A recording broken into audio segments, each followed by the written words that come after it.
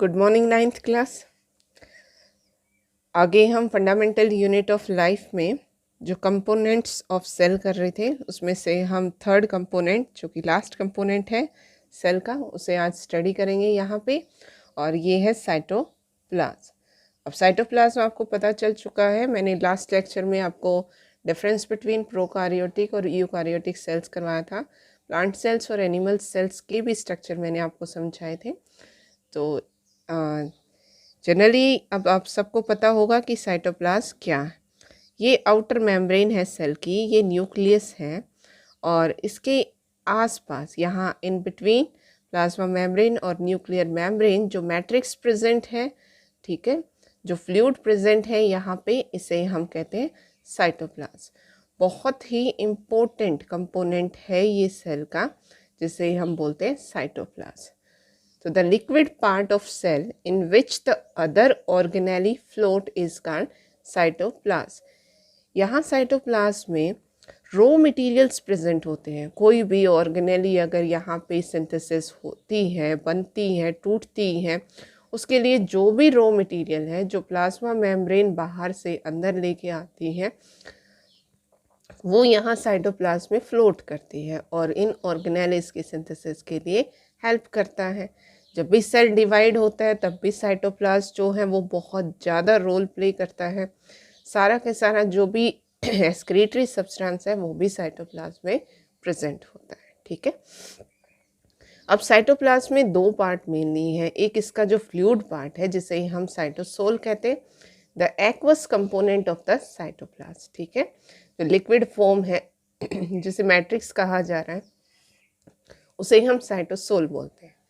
Next है cell organelles. Cell organelles का मतलब है कि कुछ ऐसे ऑर्गन्स प्रेजेंट हैं इसमें, जैसे हमने सेल में बात की है कि यहाँ माइटोकॉन्ड्रिया है, ठीक है, गोल्जाई बॉडीज़ हैं, ये सेल ऑर्गेनेलिस कहलाती हैं, ठीक है, जो सेल के लिए मटेरियल जो है वो सिंथेसाइज करती हैं। इधर से उधर जो सेल का पार्ट है उसमें मटेरियल को जैसे न्यूक्लियस से प्लाज्मा मेम्ब्रेन तक ट्रांसफ़र करने का काम करते हैं, तो ये सेल ऑर्गेनेलिस कहलाती हैं, ठीक है। These are the internal organ of the cell responsible for carrying out specific job. Specific job का मतलब है कि हर एक ऑर्गेनेली का अपना एक काम है, वो अपना काम यहाँ पे सिंथेसाइज करते हैं। जैसे माइटोकॉन्ड्रिया जो है उसे हम power house of the cell कहते हैं, ये एनर्जी जनरेट करके देता है। ऑक्सीडेटिव रिएक्शंस यहाँ पे होती हैं। गोल्जाई बॉडीज़ जो है वो न्यूक्लियस से आने वाला जो प्रोटीन है एंडोप्लाज्मिक रेटिकुलम से उसे प्लाज्मा मेम्ब्रेन तक ट्रांसफ़र करता है। तो cell organelles are the internal organ of the cell responsible for carrying out specific job to keep the cell alive, ठीक है, सेल को जिंदा रखने के लिए जरूरी है। कुछ एग्जांपल्स मैंने आपको यहाँ पे शो किए हैं। Endoplasmic reticulum, Golgi apparatus, lysosome, mitochondria and plastid, ठीक है, ये हम डिटेल में आगे करने वाले। अब एक क्वेश्चन अराइज होता है, why virus do not show characteristics of life, कि जो वायरस है वो लाइफ के कैरेक्टरिस्टिक्स क्यों नहीं बिहेव करता, और until they enter in the living body. Virus क्या है? वायरस जो है उसमें दो ही कंपोनेंट होते हैं। कौन सा? एक डीएनए होता है और एक प्रोटीन होता है, ठीक है। इसको हम ना तो लिविंग कह सकते हैं ना ही नो लिविंग कह सकते हैं, क्योंकि वायरस जब एनवायरनमेंट में प्रेजेंट है तो ये नॉन लिविंग कैरेक्टर्स को बिहेव करता है, लेकिन जब ये हमारी बॉडी के अंदर एंटर करता है तो ये हमारे सेल के न्यूक्लियस में प्रेजेंट डीएनए के अंदर अपने आप को इनकॉर्पोरेट कर देता है और वहाँ जाके ये लिविंग कंडीशंस, लिविंग ऑर्गेनिज्म की तरह बिहेव करता है। इसे हम किंगडम्स में भी अलग ही रखते हैं, इसको कहीं किसी भी किंगडम में नहीं डाला गया है। डिजीज कॉजिंग ऑर्गेनिज्म है। अब यहाँ आपसे पूछा गया है कि do not show the characteristics of life, until they enter in the living body। क्योंकि ये खुद जो है वो सेल के बाहर लिविंग सिचुएशन में नहीं है, तो वहाँ ये डिजीज़ कोज नहीं करता। लेकिन जब ये हमारे डीएनए के अंदर जाता है तो हमारे डीएनए में अपने आप को मिक्स करके वहाँ पे डिजीज़ कोज करता है। उस टाइम ये लिविंग ऑर्गेनिज्म की तरह बिहेव करता है। तो वायरस लेक एनी मेम्ब्रेन, इसके ऊपर कोई मेम्ब्रेन नहीं होती। Do not show characteristics of life until they enter a living body and use its cell machinery to multiply। हमारे सेल की जो मशीनरी है उसे इस्तेमाल करके प्रोटीन जनरेट करता है और cell to cell infection cause करता है। आप लोग सुन भी रहे हो, जो कोरोना वायरस है वो बहुत ज़्यादा स्ट्रॉन्ग वायरस है। वैसे बॉडी से बाहर वायरस कभी भी सर्वाइव नहीं करता, लेकिन जो कोरोना वायरस है वो बॉडी से बाहर काफ़ी देर तक सर्वाइव करता है, इसीलिए हम उसे इन्फेक्शियस कह रहे हैं। उससे आप प्रोटेक्ट रहिए। नेक्स्ट जो है हम cell organelles one by one यहाँ डिस्क्राइब कर रहे हैं कि फर्स्ट जो ऑर्गेनेली है this one is endoplasmic reticulum. ठीक है, कहाँ होती है एंडोप्लाज्मिक रेटिकुलम? रिकॉल करिए जो सेल स्ट्रक्चर मैंने आपको बनाया था। जैसे ये सेल है, ये न्यूक्लियस है यहाँ पे, और न्यूक्लियर की जो मेम्ब्रेन है उसी से एक्सपेंड होके यहाँ पे एक स्ट्रक्चर आपको मैंने शो किया था इस तरीके। इसको हम ER कहेंगे, एंडोप्लाज्मिक रेटिकुलम। ठीक है, और इसकी मेम्ब्रेन के बाहर यहाँ पे प्रेजेंट होते हैं राइबोसोम्स। क्लियर? इसको अगर मैं यहाँ पे अलग से शो करूँ तो इस तरीके का स्ट्रक्चर ये शो करता है, जो न्यूक्लियस के पास यहाँ पे न्यूक्लियर मेम्ब्रेन से जनरेट होता है। और इस मेम्ब्रेन में यहाँ पे ribosome, ribosome is the factory of ribosomes जो है हेल्प करता है इन प्रोटीन सिंथेसिस में। तो एंडोप्लाज्मिक रेटिकुलम सेल ऑर्गेनेली है। It is the network of membrane present in cytoplasm and these are present in eukaryotic cells. ये याद रखना, आपसे ऑब्जेक्टिव क्वेश्चन पूछा जाता है कि एंडोप्लाज्मिक रेटिकुलम जो है वो कहाँ प्रेजेंट होता है? यूकारियोटिक सेल्स में। ठीक है, प्रोकारियोटिक सेल्स में कोई भी ऑर्गेनेली प्रेजेंट नहीं होती। ठीक है, अब एंडोप्लाज्मिक रेटिकुलम को हम दो पार्ट्स में डिवाइड करते हैं।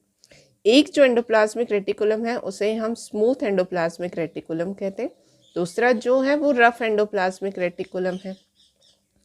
जैसे मैंने आपको यहाँ कहा कि ये एंडोप्लाज्मिक रेटिकुलम न्यूक्लियर मेम्ब्रेन से अराइज होता है, उसके बाद हमारे पास यहाँ पे गोल्जाई बॉडी प्रेजेंट है और इन्हीं गोल्जाई बॉडी से वेसिकल्स बनते हैं और ये वेसिकल्स फिर प्लाज्मा मेम्ब्रेन के पास एंडोप्लाज्मिक रेटिकुलम बनाते हैं। ठीक है, जो स्मूथ एंडोप्लाज्मिक रेटिकुलम है उनके ऊपर कोई भी राइबोसोम्स प्रेजेंट नहीं होते। ठीक है, वो स्मूथली जो है हम माइक्रोस्कोप के अंदर जब इनका स्ट्रक्चर देखते हैं तो वहाँ पे आपको कोई भी जो है राइबोसोम्स नहीं दिखाई देंगे। ठीक है, डिफरेंस कर लेते हैं इनको। स्मूथ एंडोप्लाज्मिक रेटिकुलम इसी वजह से कहा गया कि जो इनकी मेम्ब्रेन है वो स्मूथ, उसकी अपीयरेंस स्मूथ है, इसीलिए हम उसे स्मूथ एंडोप्लाज्मिक रेटिकुलम बोलते हैं। रफ एंडोप्लाज्मिक रेटिकुलम जो है उसके ऊपर राइबोसोम्स प्रेजेंट होते हैं और इसकी जो अपीयरेंस है वो रफ है, तो उसे हमने नाम दिया रफ एंडोप्लाज्मिक रेटिकुलम। SER हम इसे कहते हैं, इसे RER बोलते हैं। It is made up of tubules. जो ये ट्यूब लाइक स्ट्रक्चर्स यहाँ पे जैसे इस तरीके का स्ट्रक्चर अगर शो हो रहा है तो उसे हम ट्यूबलर कहेंगे। क्या कहेंगे? ट्यूबलर। ठीक है, नियर प्लाज्मा मेम्ब्रेन प्रेजेंट होते हैं। It help in manufacture of fat molecule, steroid और लिपिड। ये SER का फंक्शन है कि ये फैट मॉलिक्यूल्स और स्टीरॉयड्स और लिपिड्स बनाने में मदद करता है। मेन फंक्शन है SER का। राइबोसोम्स एब्सेंट होते हैं तभी ये स्मूथ अपीयरेंस है इनकी। ठीक है, कहाँ प्रेजेंट होते हैं? Near plasma membrane. ठीक है, तो SER और ये है आपका RER। RER जो है मेडअप ऑफ वेसिकल्स। वेसिकल्स में को हम इस तरीके से शो करते हैं। ठीक है, ये वेसिकल्स है। ठीक, वेसिकल से बने होते हैं। Near nuclear membrane, nuclear membrane से ही RER अराइज होते हैं, तो ये न्यूक्लियर मेम्ब्रेन के पास में होते हैं। क्या मैन्युफैक्चर करते हैं? प्रोटीन मैन्युफैक्चर करते हैं। क्यों? क्योंकि इनके ऊपर राइबोसोम्स प्रेजेंट होते हैं। इन्हें क्या बोलते हैं? राइबोसोम। राइबोसोम प्रोटीन सिंथेसिस में हेल्प करते हैं। Ribosomes present on its surface, इसी वजह से इनकी अपीयरेंस जो है वो रफ है। तो ये जो डिफरेंस है ये काफ़ी इंपॉर्टेंट है, आपसे बार बार पूछा जाता है। इनकी जो एक्सपेंड फॉर्म है वो भी आपको आनी चाहिए। Smooth endoplasmic presented by SER and rough endoplasmic reticulum is RER. Okay.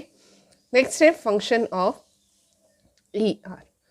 Function of ER में कि जो ये ऑर्गेनेली है ये ट्रांसपोर्ट करती है मटेरियल को कहाँ से कहाँ तक? Between cytoplasm and nucleus. जो भी न्यूक्लियस में बनता है उसे वो साइटोप्लाज्म में ट्रांसफ़र करें, और साइटोप्लाज्म में जो सिंथेसिस होता है उससे ये साइटोप्लाज्म में जो भी रॉ मटेरियल है वो न्यूक्लियस को प्रोवाइड किया जाता है ताकि वो अपनी रिएक्शंस परफॉर्म करे। ठीक है। It provide space for biochemical activities. Biochemical activities का मतलब है कि जो ये न्यूक्लियस है यहाँ से जो मटेरियल आता है वो इसमें से मूव करेगा, यहाँ से आएगा फिर यहाँ से आएगा, with the help of vesicles जो हैं ये आगे मूव करेगा। इस तरीके से ये सेल में, पूरे सेल के साइटोप्लाज्म में घूमता है। ठीक है। नेक्स्ट है it help in detoxification of poisonous product. मतलब कोई भी ऐसा अनवांटेड सब्सटेंस है जो सेल को नुकसान पहुंचा सकता है उसको ये डिटॉक्सिफाई करता है। ER is a very important organelle of the cell. Next जो है इसका मेन फंक्शन अगर हम कहें, वैसे तो बहुत सारे फंक्शंस ये परफॉर्म करता है कि कुछ प्रोटीन ऐसे हैं, some of the protein and lipids help in building cell membrane. जो प्लाज्मा मेम्ब्रेन है उसको बनाने में, क्योंकि प्लाज्मा मेम्ब्रेन जो है बहुत बार जो एक्सक्रीटरी सब्सटेंस है उनको थ्रू आउट करती है, बाहर निकालती है। इसके बनने में यहाँ पे जो प्रोटीन है, लिपिड्स हैं, वो यहाँ एंडोप्लाज्मिक रेटिकुलम के थ्रू प्लाज्मा मेम्ब्रेन तक पहुँचाए जाते हैं।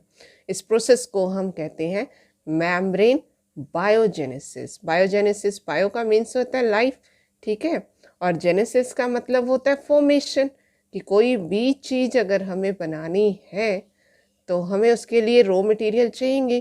ठीक है, और वो रॉ मटेरियल यहाँ पे न्यूक्लियस से एंडोप्लाज्मिक रेटिकुलम वेसिकल्स के थ्रू प्लाज्मा मेम्ब्रेन तक ये पहुँचेगा और ये इसकी फॉर्मेशन यहाँ पे करेगा। ओके।